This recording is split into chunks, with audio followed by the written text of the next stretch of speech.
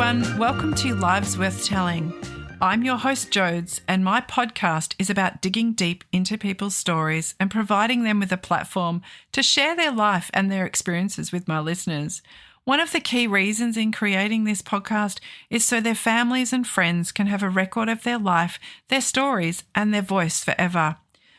One of my favourite things is hearing about people's stories, their triumphs, their hardships, but most of all, I love hearing about their resilience. I really hope you enjoy listening to my guests share their lives with you.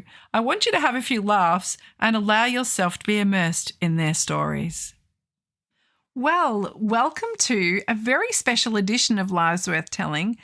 This is part one of a three-part series to celebrate 12 months since the first episode was released. What an incredible journey it has been.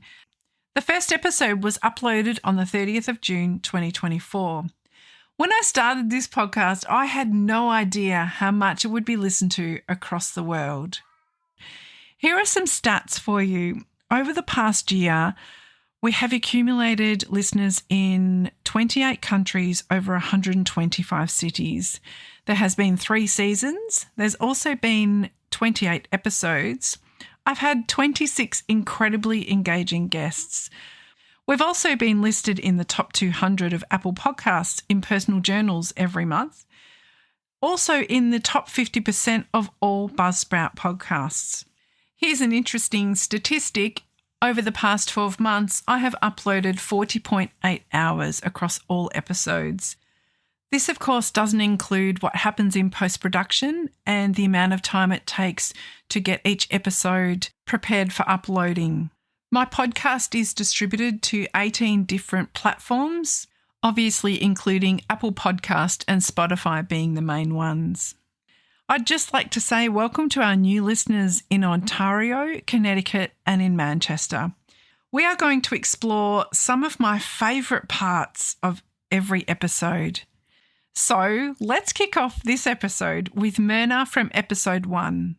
This is from the segment Curious Corner, where we chat about the Hall Pass question. Take a listen. But you know the movie Hall Pass, right, where so they're allowed to have one chance with someone that's not their partner, like a celebrity or whatever. If you were going to have a night with someone that isn't, like, it's not Tim, who would you have the night with? If you Jensen Ackles. Oh, geez, she answered that pretty quickly. Yeah. Yeah. Oh, my gosh. Yeah. I would like, he's so handsome. She has actually, I've watched all the Supernatural. I've watched The Boys. Oh, yeah. How old is he? How old is he? I think he's 40. Oh, younger man. He's 40-something, yeah. Bit of a pattern. Firstly, I'd like to say thank you to Myrna for being the first episode of the podcast and being brave enough to say yes, not knowing what was ahead of her. We laughed so much during that recording and it was such good fun, and it actually set the pace for the rest of the episode. So thank you so much to Myrna. In this next episode, we meet Kimmy.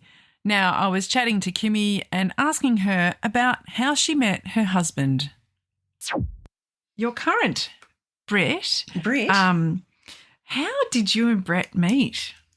We met at the pub on a Friday night. At the pub on a Friday night. My mother always told me to be very careful of boys you meet at the pub on a Friday night. Oh, he's a loose cannon, that Brett. He's a loose cannon. Loose. Gosh. So did you, when you met him, oh my gosh, I'm trying to think, what year did you meet him? That would have been 1993, end of 1993. Goodness. I think it was in November. It was the Geebung Polo Club. The Geebung Polo, still open? It's still there, but it's not known as the Geebung. I think it's the Auburn Hotel. Oh, okay. It's not an Aldi or something. No. Oh, God, I don't know. I don't think so. Gee, it'd be a and is it one of those things, Kimmy, where you have to kiss a lot of frogs before you get to the prince? Were there a lot of frogs? There were toads. There was one particular toad. We won't mention his name.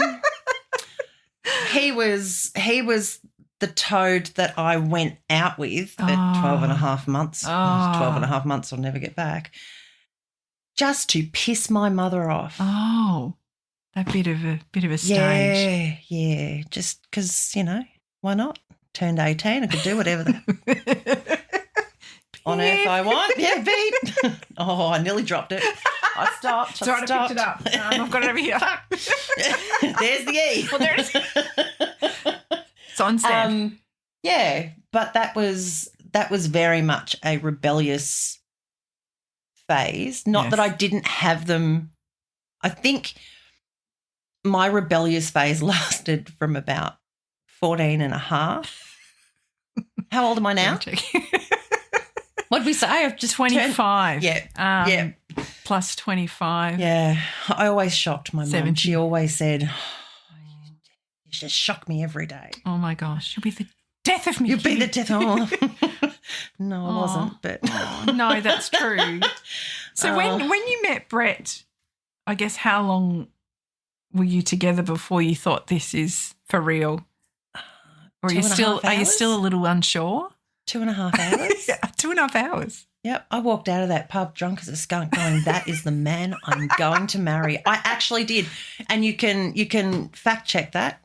I'll give you the source. Let's fact check that. Yeah. Cynthia. Deborah. Yes. Yes. 2.5 hours. Yeah. What on earth did he do to impress you? He bought me a beer, Jodie. Oh, that was... That's all it takes. Easily impressed. Remember the Barossa Valley?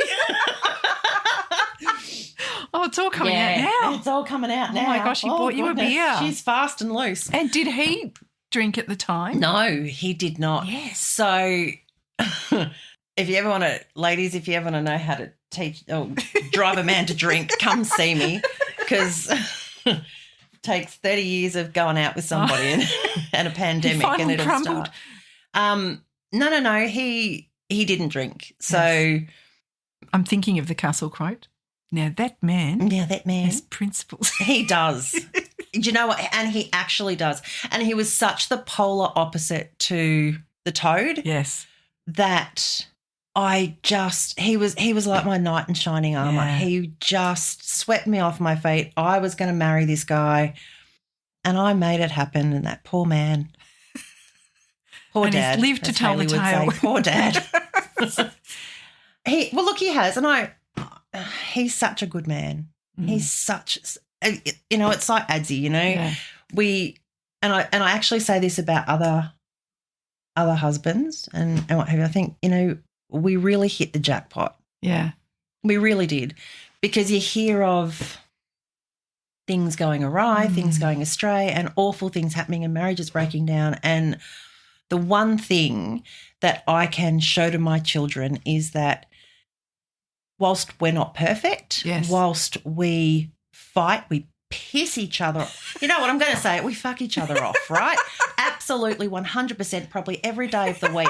But I love that man to bits. And I told him on the day he asked me to marry him, you'll never get rid of me. I'll never divorce you. So you're stuck with me forever.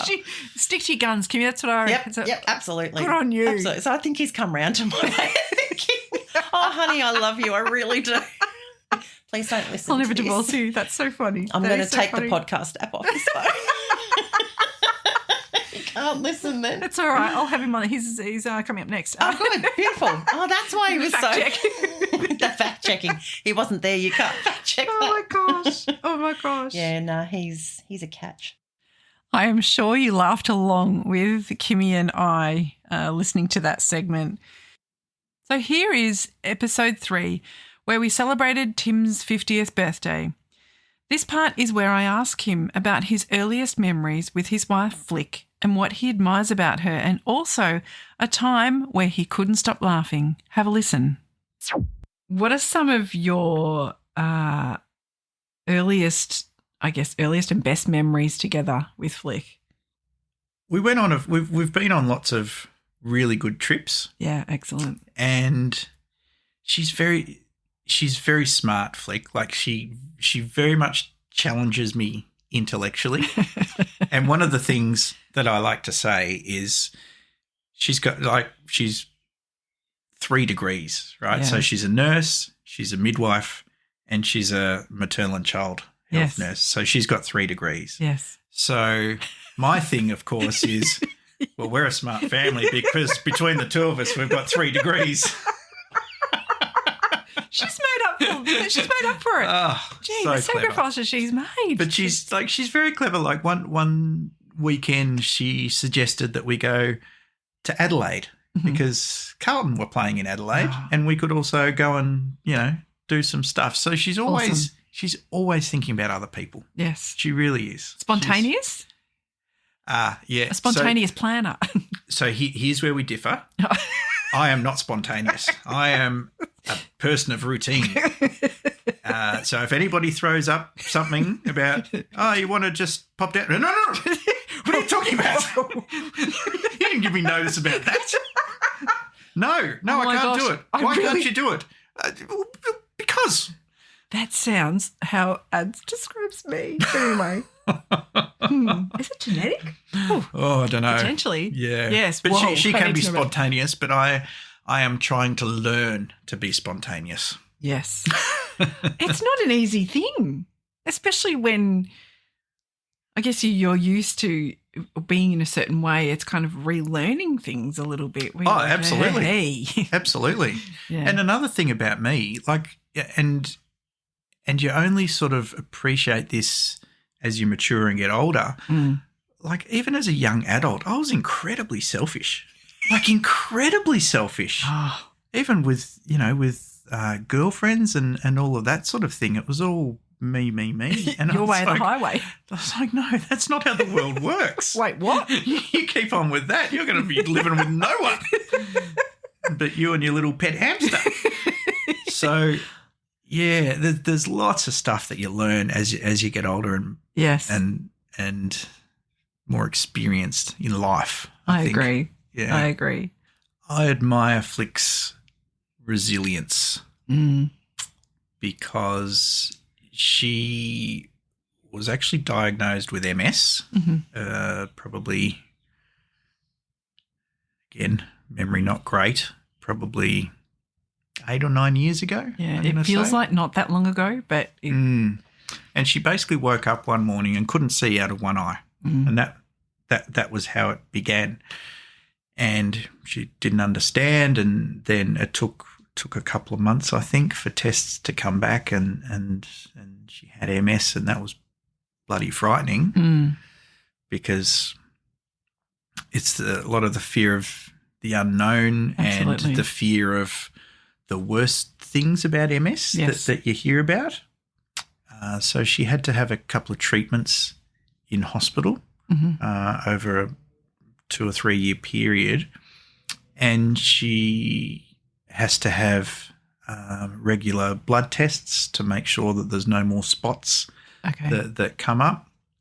But the reason I said that I admire her resilience is because she does so many things to keep that bloody thing at bay. Like she does exercise physiology, she's done hydrotherapy, she does PT, she does all these things, and she still does them today. And that's something that she'll probably continue to do because the advice she's given is that exercising and keeping things stimulated and keeping your body active is the best thing to keep this thing at bay. So, yeah, and she'll get up at 6:30 in the morning and go to PT, and I'm like, oh my God, that is so good, because she's asked me if I wanted to go to PT and all that sort of stuff, and I'm like, man, nope, that's not for me. I agree, Tim. Yeah. I guess that diagnosis was a shock for all of us, and in my mind, I just thought, haven't you guys been through enough? Could the universe have not handed this card to you? Yeah.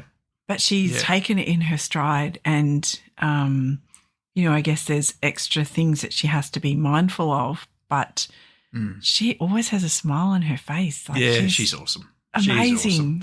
And it's about managing it now, and there's a lot of tiredness. So she needs lots of rest, naps during the day where possible, a bit of downtime.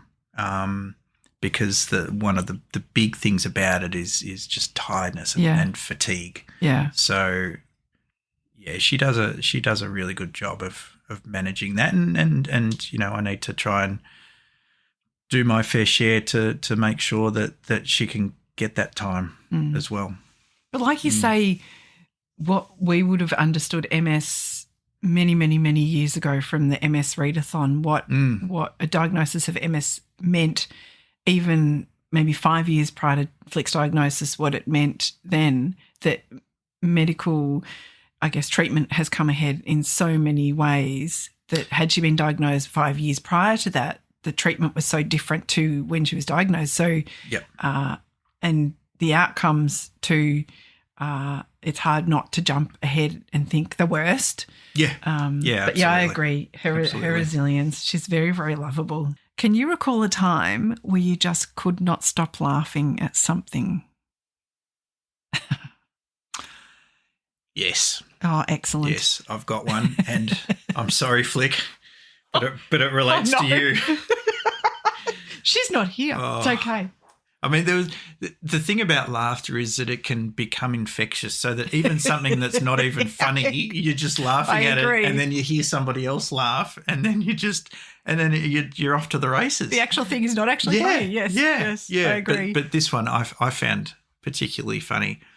We were around at a friend's place and we were playing Celebrity Head, where you put the thing on. And so Flick had Rocky Balboa, I think. Okay. And Flick's never seen the movie Rocky, which is fine. You don't need to see the movie Rocky. But she was asking these questions and she wasn't really getting anywhere.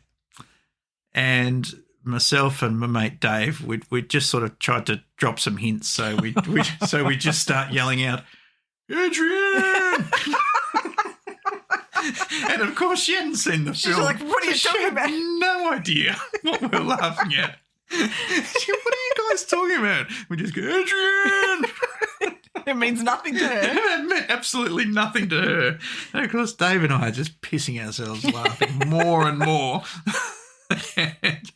And so we still bring that story up again. Did she get it?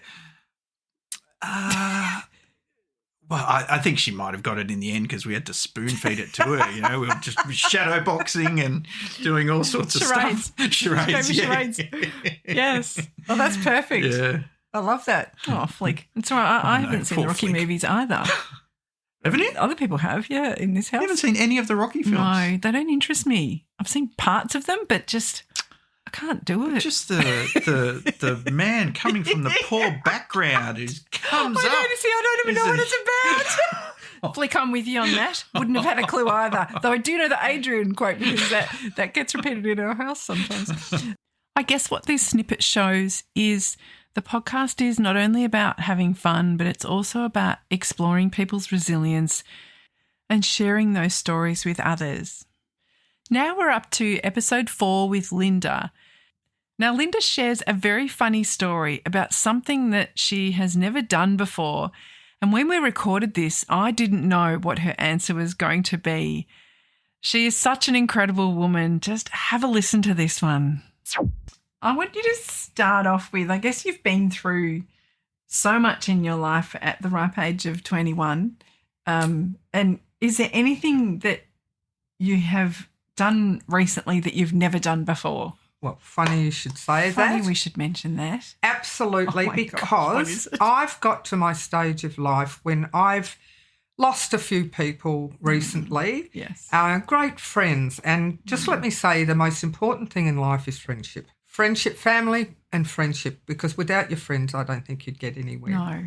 But anyway, I was reading a magazine and it's called PALS. Okay. A Positive Aging Lifestyle Program. So I'm looking at this and it's a winter edition and it's through the city of Monash. Okay. Anyway, I'm reading it and I come to the last page. Oh, no. And I'm sitting there at night one night and I'm thinking, and it says, I'll read you this bit, all right? And it says, photo shoot, call out, participants required. The Museum of Australian Photography is looking for women over the age of 50 to pose nude for renowned Australian photographer Ponch Hawks. In celebration of the diversity and acceptance of older women's bodies, Ponch is creating 500 portraits for an exhibition called 500 Strong to be curated by Jane Scott. And I don't know if you know, but up at the library at Wheelers Hill, they actually have the Museum of Australian Photography. Okay. So that's it. So I rang up. Now, I'm at home this time. She's clothed at the moment. Just she hasn't taken on a new persona. No. And if you could see my body. So amazing. I rang up and I said, look, I'm interested. And they said, the last person's just rang. That's the last one we needed, but we'll put you on a waiting list. So many people wanting to sign up. Yes, but they'd already they've gone right around Victoria and done, 100 here, 100 there or something. So this was the last lot. Okay. Anyway, so I said, that's fine, no worries, But I was proud that I had actually rung. Yes. Anyway, so I finished that and I hear this voice. My son was at home and he screams out, what on earth? What on earth was all that about? So I went in and I took in the ad that was in this old, magazine for elderly people. And he couldn't believe it. He said, you're not going to do it. And I said, I'm going to do it. He could not believe it. I could not believe it. So anyway, I go to French at the University of the Third Age on a Friday, and this woman rang me as I was walking into French and said, look, would you be available tomorrow? Oh. And at 10 o'clock.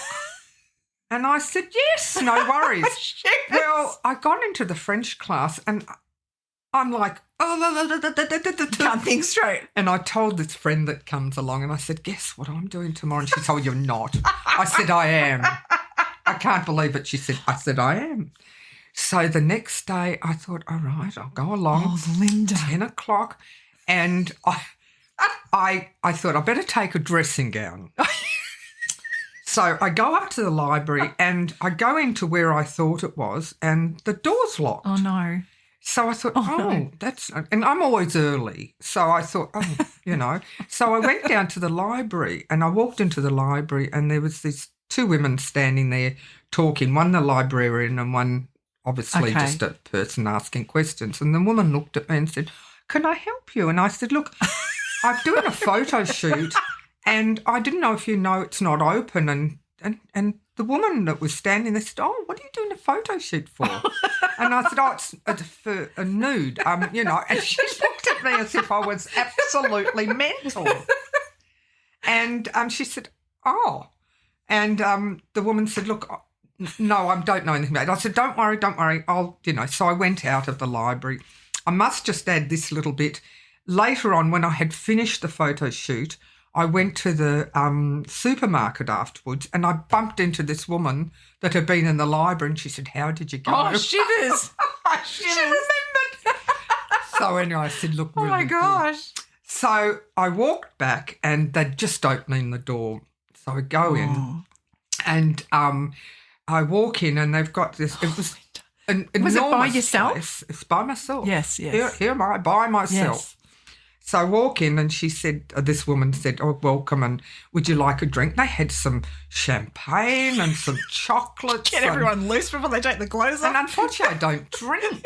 Neither do I. Oh, So anyway, then they took me into this other enormous room and they had it all set up a black background and on the floor and all these enormous lights and everything and camera and everything. And I'm like, oh, my God.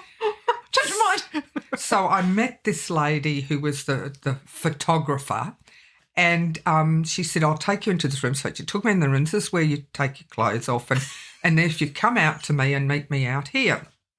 So I took my clothes off and I got the dressing gown on and I walked out and she said, all right, you can just hang up your dressing gown there, and if you stand on X marks the spot on the floor. Well, the hardest thing was to take off the dressing gown. I cannot tell you how hard that was. It's glued shut. Absolutely. Anyway, I got it off and I hung it up and I stood there on X marks the spot. For goodness sake. And I thought, oh, my God, And she said, now, I want you to move. Oh. So here am I doing the arms are up, pirouetting around the place. Oh, for God's sake. I had the hands at head on the shoulders, looking backwards. I was doing this. I was dancing. I was just, well, if you could imagine what I must have looked like, I cannot tell you. They got the varicose veins, the stomach, the boobs hanging down, Everything's swinging in the breeze. Absolutely. Oh, for heaven's sake. So she finishes click, click, click, click, click, and then she takes her thing out of the whatever, digital thing. Oh, yeah. And she goes over to the computer and she looks at it and she said, we have to do it again because of the lighting. Oh, no. So back again, take off the dressing gown. Oh, no. Dancing. Oh, no. Anyway, 3 times I had to do this because I was the first cab off the rank. Oh. Anyway, then she says to me, when we're finished, she says to me, I didn't think that the first person here would be so good. And she said, I've just got to ask you, a natural. Are you a dancer? I am, actually. And I said, no. And she said, you must have done something. I said, well, I did ballet when I was younger and, pre-teens. She said, well, it showed. Oh, for goodness sake. Now, there's going to be an exhibition. Oh, Linda. And I do get a photo of myself. When the exhibition's on, I do get a photo of myself. Aren't I lucky? So I've said in Adrian's room.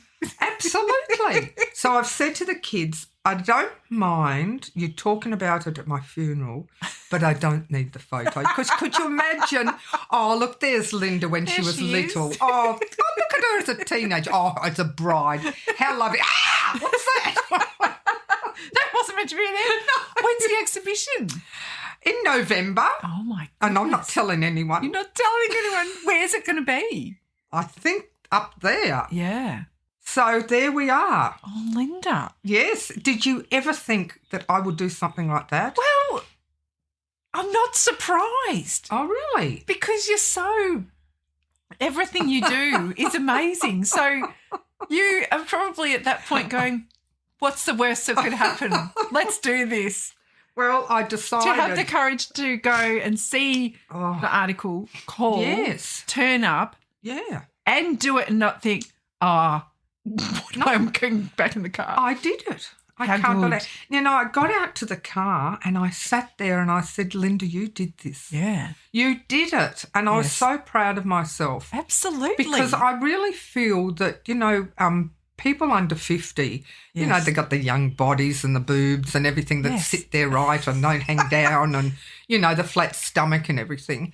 And that's not us. Yes. And as we get older, no matter what figure you have, you still got the boobs that go down. Yeah, you've still got the tummy that comes out because you've had kids. You've still got the stretch marks from having children. Yes. And how good is that?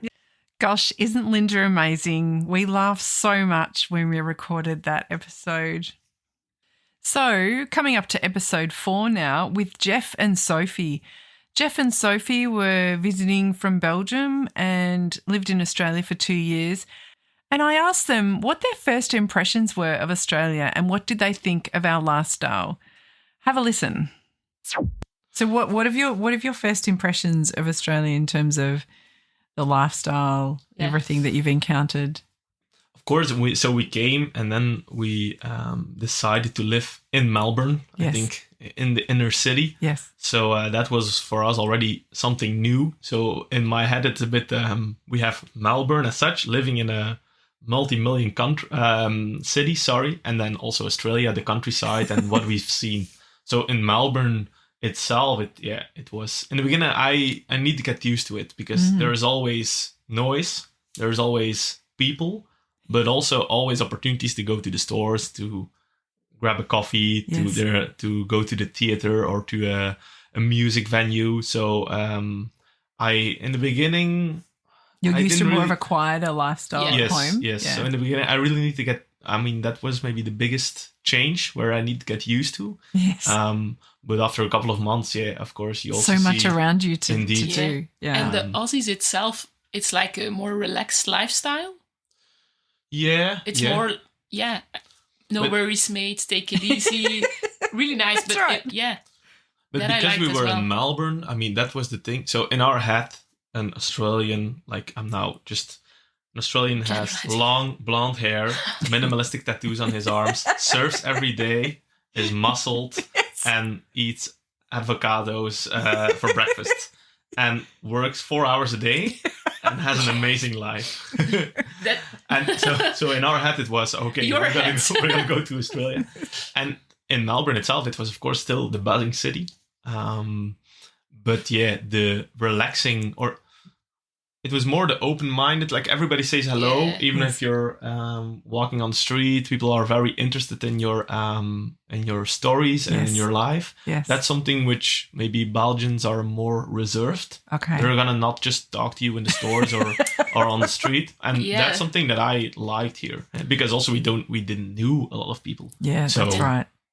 That was definitely So very. you didn't nice. know really anyone when you came here. When we came here, No not, but of course there were friends which we knew were also coming after a couple of months. Okay. So after, let's say, half a year, we had 2 couples which we were quite close with, also from Belgium, where we then did heaps of trips with. That's good. Yeah, so That's that good. was for us also a bit of a benchmark. Like before that, it was hard to adjust. But after that, we had the best of both worlds. Our Yeah. weekends were full of trips and adventures. Oh my gosh, you guys have been so many places. I think you've been more places than some Australians. So that was my next question is around what regions have you explored outside of Melbourne? Like Will you give the list? Okay. Give the list or not? States. So we've been to Tassie. yeah. We See, I like how you call it Tassie. That's what Yeah. we call it. Yeah. Tassie, right? Not Yes. Tasmania. We Yeah. shorten everything. As you Yeah. found out, Jeff, working in Australia, is Yeah. Tassie. That's what we call it. Yeah, Yeah. definitely. I remember Dumb. the first time someone texted me, "Let's meet in the Arvo," and I really had to look it up. Like Arvo. is it a weird way to say avocado? Like what's going on? But yeah, now we're really used to it. Even the MCG, those are only 3 letters, and then people say meet at the G. Yeah, We shorten an acronym. so- The Melbourne Cricket Ground, we can just call it G. the G, and everybody knows what it is. That's a very good point. That's a very good point, Jeff. That's very good. I've never thought of it like that, but yeah, it's part of the way we speak is we shorten everything. Yes. Yeah. I don't know why. Is it a laziness? We just want to get out our words faster, or I don't know. more there was- time to talk about something else, maybe. I don't know. fill it with more. Gosh, Jeff and Sofie were wonderful people to chat to, and it was really interesting hearing their perspectives about Australia and their impression of our country. While they were here, they did get engaged, which was very exciting, and recently had their wedding back in Belgium in their hometown. Congratulations to Jeff and Sofie. Coming up next, we have Anita from episode 6. Now, one of my favourite questions is there a time where you couldn't stop laughing about something? When I asked Anita this, I absolutely loved her response. I hope you laugh along with us. Can you recall a time where you just couldn't stop laughing about something? Oh, God. Where you just couldn't stop? So, this is a little bit. It's all right, I'll put an E on it. Yeah, it is. So, Matt's a little bit of history. So, Matt's parents are Catholic Okay. and gorgeous. They'd do anything for you. Yes. Love them to bits. So, Matt and I had been going out, not for very long. Okay. And I'm wondering what it is. What is it? and his sister was getting married. So, a whole family were coming. Okay.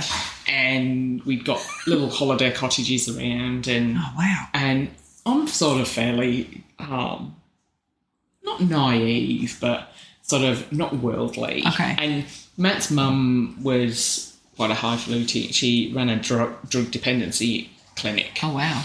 And So she was a nurse as well. she was a nurse. Oh, God. Yeah. Yes. So she, was up there running in charge, and she was quite worldly. Like, you'd think she'd be quite worldly, dealing with drugs, alcohol, HIV, Gosh. all that sort of stuff. So we were having it, and we'd had because back in the day, Matt's parents liked some nice wine, so we'd had a few glasses of wine. And Is that how all funny stories start? yeah, and we're sat around the dinner table, and we were talking about different sexual positions. And this was a conversation that she was having with one of her staff. And we're all sort of laughing. And she goes, and this story starts to build up, and she then turns around to Matt seriously. Oh, no. And goes, Matt, do you actually know what a 69 position is? Well, that was it. I was on the floor. It's hilarious. And I'm like, this is coming out like from Matt's mum. I just want to dive under the table. I just want to die. So how old were you at the time? So that was... So you were already married then? No, we weren't. I'd only just started going out with Matt. So I'd started going out with him in the September, and Matt's sister got married in the following March. I just love chatting to Anita and hearing about her background and growing up in Yorkshire in the UK. So we come to episode 7 with Danni. Danni shares quite a significant event with us. Her husband of 22 years came out as gay. She shares the story of how this unfolded and also how she processed what this meant for her and her family for the future. Have a listen. So, are you or have you ever been married? I have been married. You have been married, yes. I have been married. Was married in 97. 97. December 97. Was it really? Yes. Oh, wow. I was married for 23 years. Yes.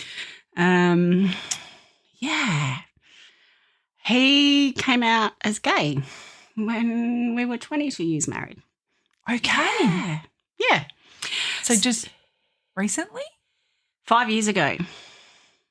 Oh. Yeah. How, what? Hang on. Take a break. I'm having a drink of water.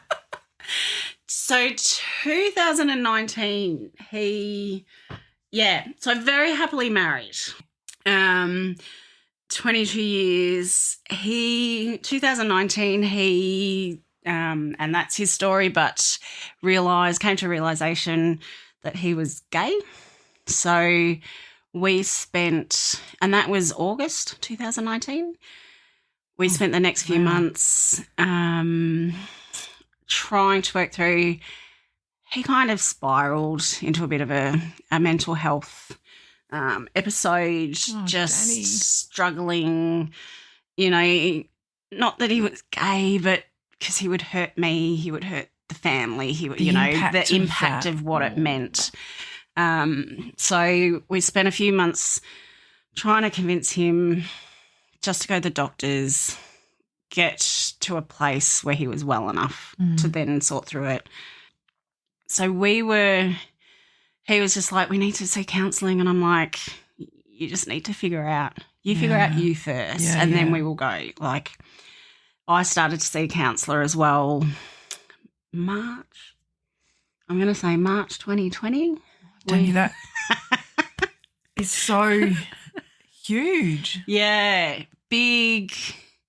Yeah, really big. For you to, I'm just trying to think of something. Yeah. To process that information. Yeah. Really big. We always joked that he had a healthy appreciation for males. We always joked, I don't Okay. know, like if you watch Friends, Yes. I think it was Friends, you got your top 5 hall passes. Yes. 4 of his 5 were always male. Okay. His 5th one was pretty much Jodie Foster, who's gay. Oh, well. So we always joke, he loves Kate Bush. He loves Justin Timberlake. Like we were joking, you know, it's just like it's all there. Were you sort of thinking, should I have seen this coming? No. Like, no. I wasn't surprised. Okay. Okay. There were times through our marriage that I'd just go, how are you not gay? Yeah, okay. But that was, you know, In terms of what you would look just at as stereotypical. typical, Like he I can say this because he has said it before. Okay. He would say he's vain, Okay. and in a good way. Like he likes to look nice, dress nice, just that healthy appreciation for them. Like the fact that he, you know, he'd always go on about Brad Pitt and, you know, he's always had these celebrity crushes that were men. There were just things that I would go, how are you not gay? So were you expecting it? No. No. No, because then you go, You well, didn't of want to course be you're right, not. maybe. Well, no, it was just, of course you're not gay. Like, Yeah. we're married. We're happily Yeah. married. Yeah. We don't have issues. Like, you know, I'm surprised I didn't do the whole, maybe he's bi, you know, because you can have that appreciation for the males and females. Never crossed my mind. Oh, Danni. But when, we came home from church one day and he sort of asked, where are the boys? And I said, well, they're coming. Like they were just playing cricket. One of the other families were just locking up. So they said they would drop them home. And he goes, okay. I said, so they're probably 10 minutes behind. And he goes, okay, I've got to tell you something. Oh, my goodness. And he just literally, I'm standing in my kitchen trying to get some lunch ready. And he's just like, and he initially said bye. He goes, I'm bi. And I'm like, okay. I'm like, are you sure you're not gay? Yeah. And he's like, no, I'm bi because I love you. Like it was all, I love you and no, I'm bi. And he was very quick to go, it's not about action. It's about like, I just want you to know. I don't want to pretend anymore. I want you to know me, who I am. He'd come out a couple of days before to our best friend, like his best friend.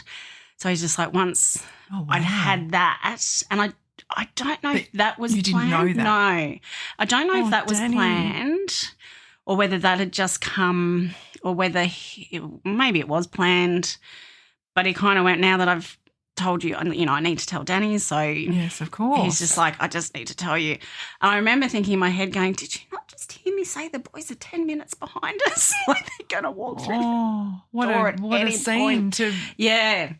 So it was that So how old whole were the boys at this point? 2019. So Aiden would have been, 13. Oh, Yeah, it was around gosh. just after his 13th birthday. Oh gosh. Owen would have been 16, 17, Okay. 16. I don't know. 2002. Oh, my God. I can't do the math. Yeah, he would have been around 16, I think. So, yeah, really.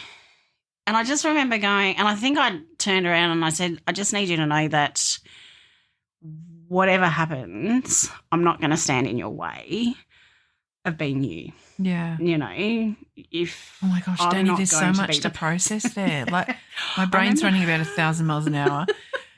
Yeah.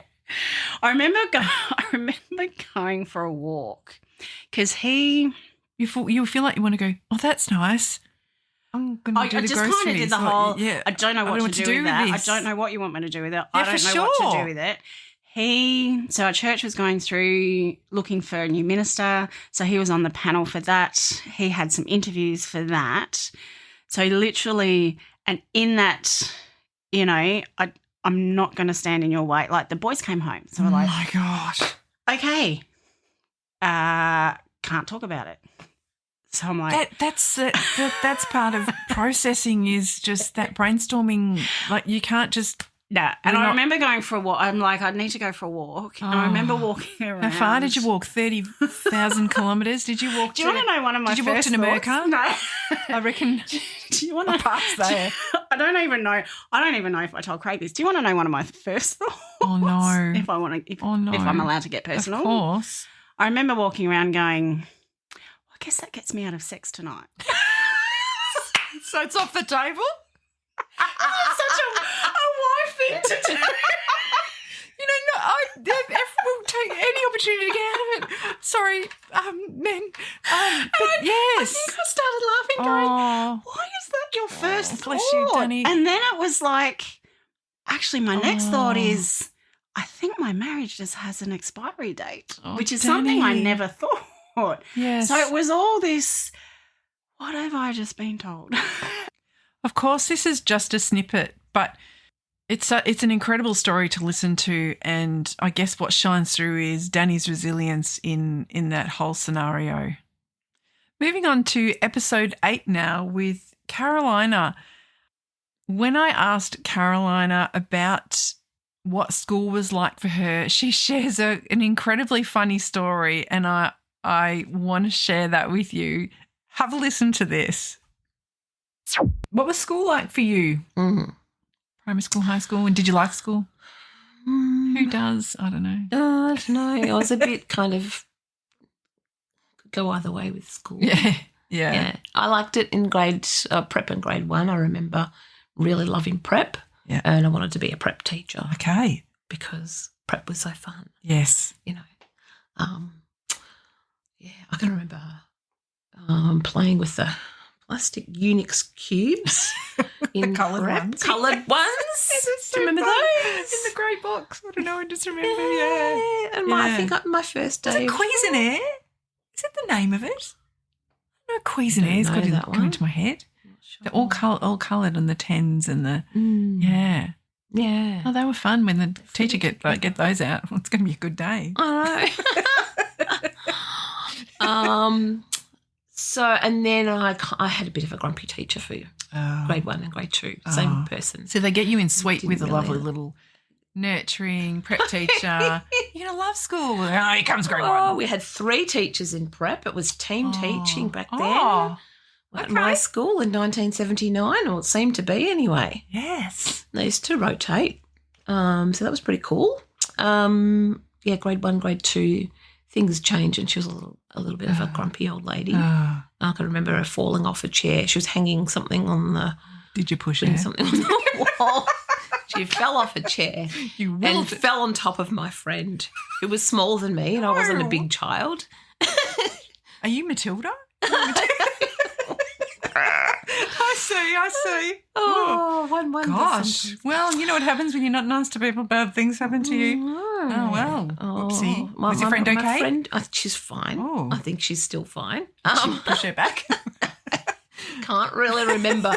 I do recall Mum telling me that's what happened. Oh, gosh. I'm not quite sure if I blocked it out. It was a little traumatic. She was Oh, gosh. she was a larger lady. Oh. The So teacher. standing on a chair in the classroom, Yeah. reaching up, put something Yes. display. Class of probably Oh. 27, 28 she's back then, I suppose, on her own, of course. So Oh, my gosh. those were the days. Did you knock yourself out or anything? No, I don't think so. No. Oh. What else about school? I kissed a boy in grade 1. Oh, hello. Grade Started 1 early? class. I know. Prepping. On the cheek, of course. He was quite taken On the aback. face. On the face. That's right. Grade 1. That kind of cheek. She's unleashed. You love school. What is that? I know. I don't know what Oh my quite came gosh. over me. I was a little No. startled afterwards. What What's just just happened? Oh, that's hilarious. That's so funny. What was his name? Jeremy. Hello, Jeremy, if you're listening. Shout out to Jeremy. Oh my gosh. It's the beginning of big things. Oh my gosh. Did Jeremy run? Or did like He just looked quite startled. I can see his face in my mind and backed away quickly. Oh my gosh. That would have been a parent teacher interview. I've got a bit of concern with Carolyn accosting the young boys in the playground. Don't know that Mrs. Chapman was quite aware. She Oh. might have had her back turned. So funny. Maybe I was an opportunistic child. Well, maybe you were. Gosh, another engaging, funny chat with Carolina. Next up, we have Mandy in episode 9, and she had some incredibly funny stories about her and her sister. I am sure you will laugh along with us. Enjoy. My next segment is called Curious Corner, where I ask curious questions about our guests. Can you recall a time, oh gosh, Mandy, there has to be so many, where you just couldn't stop laughing at something? There is one Does or it two. involve Nadine? Both of them do. How did you know? I am not just joking. a wild guess. Well, one time both good involved God. Nadine, Oh, good and Nadine and I alone. No one else was involved. Poor Lisa, Funny she about doesn't- that. Oh, she's probably had her She's the times with good Nadine kid. too. She was the sensible one. There's two that I can think of. One was so Nadine would have been, I guess, 13 because I was 11. Okay. So, being a teenager, Mum and Dad were going out to visit friends on a Sunday afternoon or a Saturday afternoon and gave Nadine the responsibility of looking after Lisa and I. I have no Now- idea what you're going to say. So Oh, God. Mum and Dad were, 30 minutes away. It was Okay. it was an all of a 2-hour trip, Okay. Like, so Nadine, you behave and put the TV on. And anyway, so Nadine's like, right, we're going to go and have a look at Dad's grog cupboard. Anyway, I'm not going. So Dad had like a little cabinet thing when Yes. Dad liked his odd scotch here and there. Anyway, so Nadine, 13, me, 11. And Nadine goes and gets one of Dad's shot glasses out of his cupboard and grabs the God. scotch and fills it up, right? Just a little shot and says, here's what I want you to do. I want you to hold your nose like this, block your nose, open your mouth and just scull it. Yeah. So, of course, being 11, I do what I'm told. And she did that twice. Oh, my gosh. So there's me, Mum and Dad come home, 4 in the afternoon, and there's me laughing my head off, jumping on my bed in my bedroom like it's a trampoline. And Nadine's in her room going, look at her, look, she's been ridiculous. And I got in so much trouble, but we were in hindsight, we laugh now, but at the time, Did either of you come clean? I dobbed her in because I was getting in trouble. I was like, Nadine made me. And then Dad went and looked and he saw the shot glass and he saw his little... So there's Nadine giving me shots Where at was the age of Lisa? 11. Oh, she was probably watching TV or in her room. I don't know.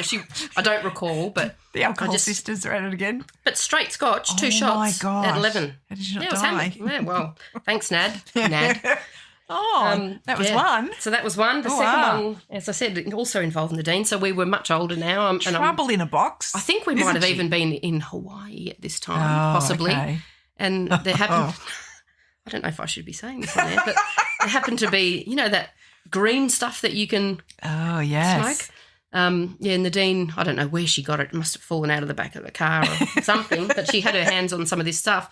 And she's like, come on, let's go out in the balcony. And I'm like, I don't do that. Yes. Come on, stop being a wuss. So here we are. Peer group pressure. Peer group pressure. Thanks, Nad, again. And so there we're smoking this joint. We had a joint each. Oh, my God. The next 2 or 3 hours, I literally was rolling on the floor laughing. We would look at each other and just crack up. Like, I can't... You had to be there, but it was just one of those absolutely. things that we would literally look at each other and just crack up. So again, you hit the nail on the The head with things Nadine. you got up to, trouble in a box. Nadine, the rebel. Oh. So yeah, we should get Nadine on. You But I think def- she's more low key these days. Do you think? yeah. Well, she's grandma. Mellowed She's a out. grandma now. Yeah, she is. So- she can't behave like that. But now it's on record. No, that's right. That's right. So yeah, that's gold. I had a yes. feeling. I just had a you feeling knew. it was going to involve Miss Nadine. Gosh, Mandy and I laughed so much together recording that episode. Loved it. And on to the last episode of season 1, which was episode 10 with Kerrie. When I asked her the question, can you think of a time when you couldn't stop laughing about something? She shared some really funny stories about when she was a student nurse and her experiences. Have a listen to this. Can you recall, now I reckon there'd be quite a few of these, can you recall a time where you just couldn't stop laughing about something? gosh, there has to be so many, Kes. Oh, it's usually related to clients and patients, and I probably can't say it. I did when I couldn't stop laughing, and it was after the event. I remember I was a student nurse. Oh, no. And this guy was going off to theatre. Oh, no. And back then you used to put these little T-bow things on, and he was a little bit happy. Oh, no. Yeah, and it was inside, and that was, and I remember coming out of that killing myself laughing, thinking that was very How old were you? Oh, I would have been 19. Hello, Mr. Shout out to Mr. Someone or other. Mr. Someone, and that's nothing I've really experienced a lot of in my life, I can assure you. That's priceless. That's priceless. So I think I remember a similar story. Alison, MCH Alison, back in the day. Oh, yes. She, I remember telling me a time of she was her first gig as a nurse, I think a student nurse, go and have to shave Mr. So-and-so. And Oh, she's yeah. like, and she's just, and she didn't know where to look. No. And just like, this is all such brand new to me. I had to do that once, and I was shaving, and I stupidly got the razor and I pushed my thumb across the razor, and all of a sudden there was blood. The look on this poor man's face, because I'd sliced my finger, not him, but the look on him, he was just mortified. I'm like, it's okay. No, it's not you, it's me. It's me. It's okay, it's still there. Oh, and my gosh. you prompted Shivers. that memory, yeah. Oh, shivers. Back in the day. And the first injection I remember giving to this little old man. He was beautiful. He was so divine. And, I've been practicing on the oranges. There's nothing like shooting on an orange. It's just, it's not the same. It's I don't not know. an arm. And giving him this first injection, he goes, "This is your first time, darling?" I go, "No, I've done this thousands of times, hundreds of times." He knew. He knew. Oh, no. So I always have a good chuckle about that. Dear. So, yeah. Oh. Gosh, I love chatting to Kerrie about her life and all her experiences so far. She's amazing. That brings us to the end of Special Edition 1. Gosh, I've had so much fun recording this podcast. This is just Season 1. I'm looking forward to bringing the best bits of Season 2 to you. Thank you so much for listening. Thank you to all my listeners across the world. It's been an incredibly bizarre thing that there are so many listeners across so many cities. So thank you so much, and looking forward to bringing you the next part. Tune in to our next episode where we get to hear more lives worth telling. Don't forget to check out and follow us on your socials. And if you love what you hear, please rate and review us on your favourite podcast app. Of course, if you have any questions, you can get in touch with us through the Facebook page or Instagram. If you or a friend or a family member would like to come on the show, please don't hesitate to get in contact with us. And if you want to grab yourself some merch, jump onto Redbubble to check out our products. Thanks for listening to Lives Worth Telling. See you next time.